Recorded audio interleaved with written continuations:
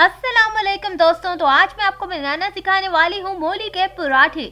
लोग कहते हैं ये बहुत कड़वे होते हैं, मगर ये बहुत ही ज्यादा मजेदार होने वाले हैं। तो आइए हम बनाना स्टार्ट करते हैं।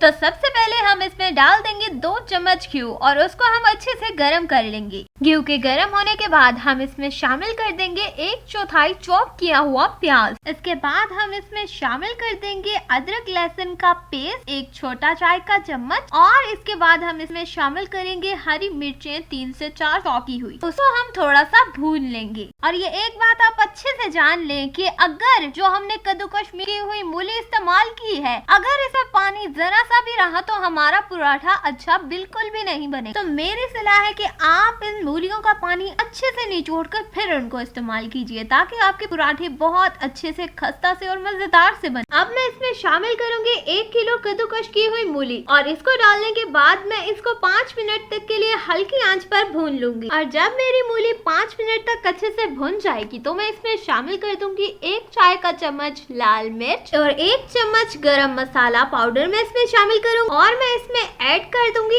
1 चम्मच काली मिर्च का पाउडर। फिर मैं इसमें शामिल कर दूंगी 1 चाय का चम्मच आमचूर पाउडर और हस्बे जरूरत नमक शामिल कर दूंगी। उसके बाद मैं इसमें शामिल कर दूंगी 1 चाय का चम्मच चाट मसाला, और उसके बाद मैं इसमें शामिल कर दूंगी 1 चाय का चम्मच हल्दी पाउडर, और उसके बाद मैं इसको अच्छी तरीके से 5 मिनट तक हल्की आंच पर भून लूंगी। अब आप लोग ये देख सकते हैं हमारी अच्छी सी मूली की फिलिंग तैयार हो चुकी है। तो आइए अब हम मूली के पराठे बनाना स्टार्ट करते हैं। ये देखिए, आप हमारे पास गूंदा हुआ आटा पड़ा था गंदम का, और गंदम के आटे से ही ये बहुत ही मजेदार सा पराठा बनेगा। तो अब ये पेड़े हमने बना के रख लिए थे यहाँ पर, और बाकी का सब कुछ हम आपके सामने करेंगे कि फिलिंग कैसे करनी है, पराठे कैसे आपके मजेदार से खस्ता से बनेंगे। तो अब जी हम इसको बेल लेते हैं, और हमने रोटी की तरह ही इसको गोल बनाना है। इस रोटी को एक तरीके से गोल बना के एक रोटी हमने बेल के ना साइड पर रख देनी, और फिर हम दूसरा पराठा लेकर उसको भी